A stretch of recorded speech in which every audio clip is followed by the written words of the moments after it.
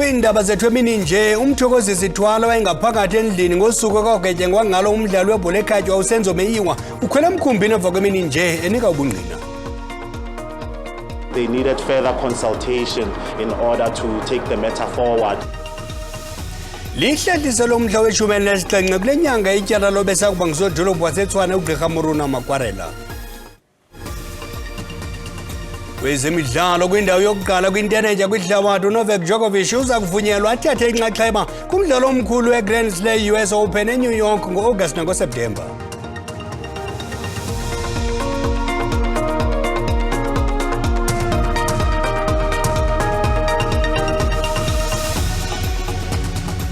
Molweni kaphekha sithi ngatsho ke nakunibabukeli bethu kwijelo iDTT singaphosanga amaseko masikawulezwa rhuqa. Umthokozi sithwala wayengaphakathi endlini ngosuku kwagetyengwa ngalo umdlalo webhola ekhatywa uSenzo-Meyiwa ukhwele emkhumbini emva kwemini nje enika ubungqina. Ngethuba kumiswa elityala kulonyaka uphelileyo umtyalo wokuqala nowesibini kwelityala babesandula ukufumana amagqwetha amatsha. Ukanti ukuqala kweseshoni yenkundla namhlanje eqhutyelwa kwinkundla ephakamileyo yasePitoli umnumzana Mnisi waziswe njengegqwetha elimele umtyholo wesithathu ngelixa uadvocate Nxumalo emele umtyholo wesine. Enika ubungqina kule nkundla umthokozi sithwala uqalise ngokuxelela inkundla ngendlela wayemqhele ngayo umfi uMeyiwa. Kungagcini ngalokho nje bengisho ukuthi sasakhana emotionally nakuyena nje bayidlala ibhola ngoba wayesedlala professional wayese first team ngo 2006. Yeah. Okay. For which team? EP team? Orlando Pirates. Ngangiya kumbuka amayidlala kakhulu nje kumbuka amayidlala naye wayengivakashela mhlawumbe makuthi khona la sisebenza khona mhlawumbe ngiyoperform noma ngingala wayefika. He also used to go and watch me if it was so there was a place where I'm working or I'm performing, or even if I was this side, he would go and watch me. Yes. From there I think we didn't azange sibheke emuva saqhubeka nisazwana up until ilanga ke ahamba ngalo. Ngaphambili kule nkundla omele umtyholwa wesithathu umnumzana Mnisi ucele inkundla ukuba zeyibuyise kwakhona enkundleni amangqina athile aquka uSargeant Mosia noSargeant Mthethwa. Nanjengoko esithi emva kokuva ubungqina bakhe waphinda wathethathethana nomtyholwa wesithathu kwaye kukho imibuzo afuna ukuwahlaba ngayo lamangqina enkundla. Number one, my lord, it will be recalled that Mr. Mosia has already testified and preferred a testimony.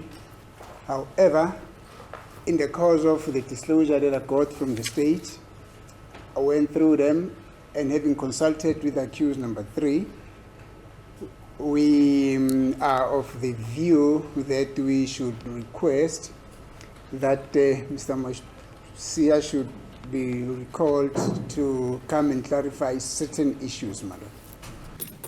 Ityala Isaqhuba. Lihlehliso lomhla we-17 kule nyanga ityala lobesakuba ngusodolophu waseTshwane uGqirha Makwarela. Uvele kancinane kwinkundla yamatyala ezorhwebo ngezityholo eziquka ubuqhophololo nokuxoka phantsi kwesifungo.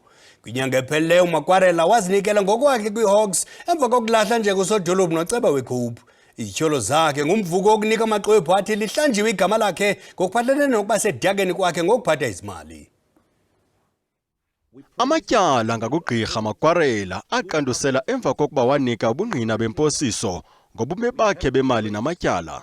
Inkundla yalele uGqirha Makwarela ukuba alungise ubume bakhe bezimali. Oku kusemva kokuba amagqwetha wakhe ecele urhoxiso axelela inkundla ukuba asokole ukumfumana uGqirha Makwarela ngaphambi kokuba avele enkundleni.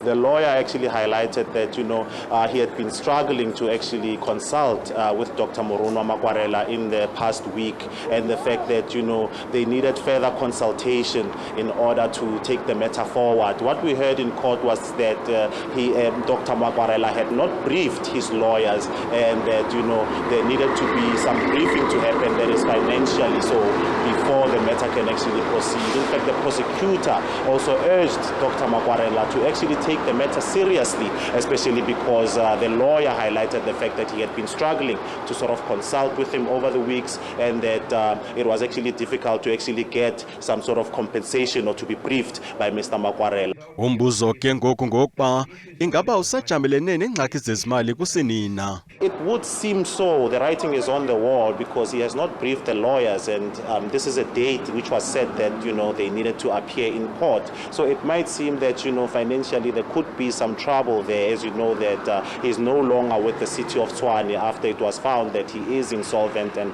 unrehabilitated at that. So I don't know what form of income he could be getting in order to fund this particular legal matter.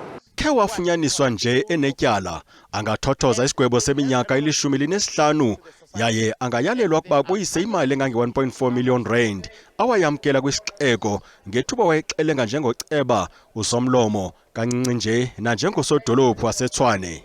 Ugqirha Makwarela ungaphandle ngebheyili yama-10,000 erandi. Kwiindaba ze-SABC ndingundimphiwe Gift Nongqotho.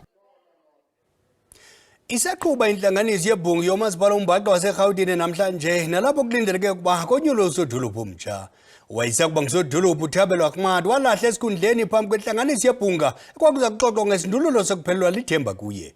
Usomlomo webhunga uthi nabani na ngumgqatswa angonyulwa ukuba kwesi sikhundla sokuba ngusodolophu waseRhawutini. Any one of us can be selected by the government of local unity leadership to stand in that position. And as soon as we are finalized where we are as a coalition, that announcement will be made. So at this stage, we are waiting, of course, the processes to start. Remember, when IEC is invited, they come and take over the voting process. There will be a section that is called nomination process. In that particular time, that's when political parties are given the opportunity to go back and nominate who they feel, you know, should be the executive mayor. It could be a coalition, it could be political parties that nominate. It wouldn't matter to us. But we are very excited about this process, and we're expecting that today is going to be a very rigorous and fierce contest, which is supposed to be for a big city like this, which is the city of Johannesburg. What we would like our residents to appreciate is that in our coalition, especially the government of local unity, you've got over 10 parties that are participants in that coalition. Each and every party must run its own internal processes. And it's very, very difficult to really put a time frame on any party to say, be here at this time, etc. So the different processes from different parties have taken longer than imagined. And we are still intact. And hence today we are still meeting to say, what is this party saying? What is that party saying? And collectively, we're going to come up with a name as Government of Local Unity. The purpose of today's meeting is solely to elect the executive mayor. After we have the executive mayor and also appointed the MMCs, we'll then call a special council to look at all the other items that we should have dealt with in the council of the 25th, including the motions that have been brought forth by the various parties. We are not worried about those motions. You know, Mbali, we always say there are other political leaders that really have nothing else to do all day but to sit and say, how do we disrupt this? How do we become relevant in the media? Frivolous motions are being brought forth. We see political parties unbecomingly submitting motions, you know, leaders of national leaders of parties coming to a local council to submit motions unheard of. But it just clearly shows that the purpose of the motion is really to gain media attention and with the hope of embarrassing. But it holds no water because you can only bring a motion when you have numbers, when you know it's going to serve something. But for you to cost taxpayers money by continuous motions, we must sit and debate a motion that you know it's not going to pass. I think really it speaks volumes about the myopic reasoning and the narrow-mindedness of some of these political leaders that we see mushrooming today. Akukho lizwe linokuphuhla ngokoqoqosho ukuba imfundo ayinikwa ngqalelo. Kunjalo, ingxelo ezikhutshwa rhoqo ngesimo semfundo kweli lizwe aziginyisi mathe.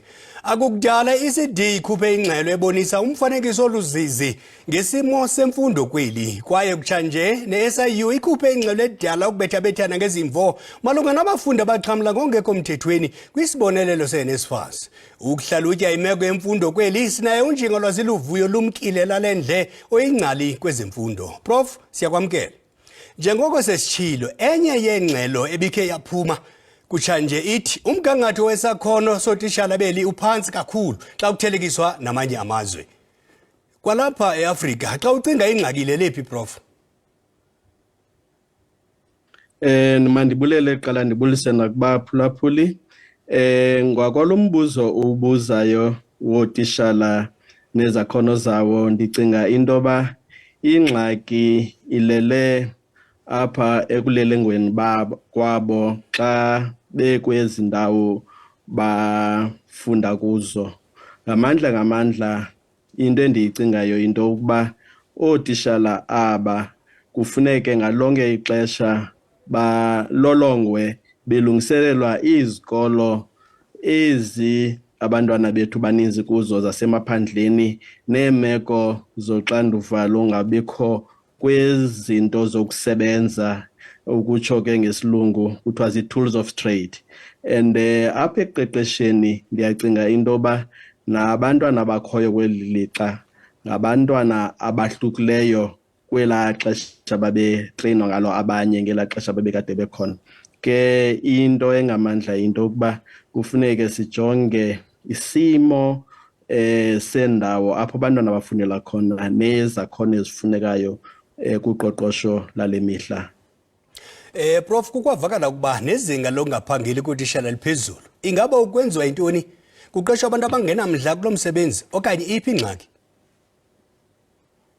Ingxaki endicinga uba ikhona mhlekazi kulapha ekubeni into yokuba akukho laa xinzelelo lakade lukhona kuqala apho kwakukho abahloli abakwaziyo ukubeka umthetho nengqeqesho efunekayo kubantu abasezikolweni.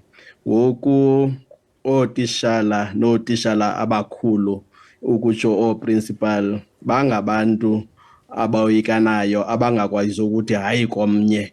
And ezinye iingxaki ke iba ziingxaki zokuba ndicinga ngokwenani labantwana abakhoyo ezikolweni ootishala bayoyisakala ukuqeqesha abantwana abangaka basoloko ngoku begula kuba benoxinzelelo kwizinto bekufanele uba bazenze ngexesha elifunwayo apha kurhulumente.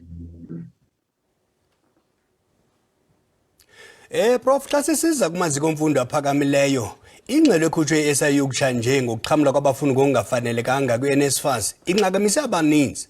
I-NSFAS isungule ubambiswano nesebe lemicimbi yekhaya ngelokuqinisekisa iinkcukacha ezinikezwa ngabafundi. Xa kunjalo, ityala linokumiswa kubani kwaba bafundi ngenxa yabafundi abangafanelekanga? Likubo ityala okanye likwisebe?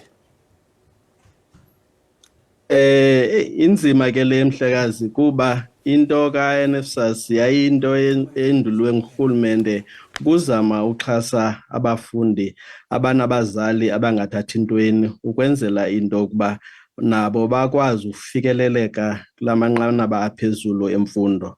Kodwa ke ngokomgaqo thetho welizwe kuthiwa isizwe esi sawukwazi ukuncedisana nabafundi kwizigaba ezithile, nothi bonke abafundi abenza i-tertiary education bafumane uncediswa kurhulumente.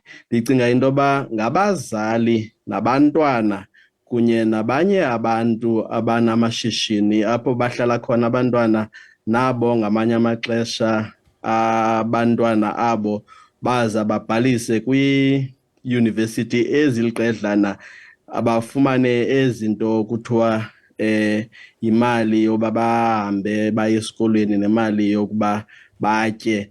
Seyinto ngoku ejike yabubuqhophololo phakathi kwabantwana, abazali nezikolo. Iyinto endicinga into yoba ifanele uba iqatshelwe ukuze ilungise kwangethuba.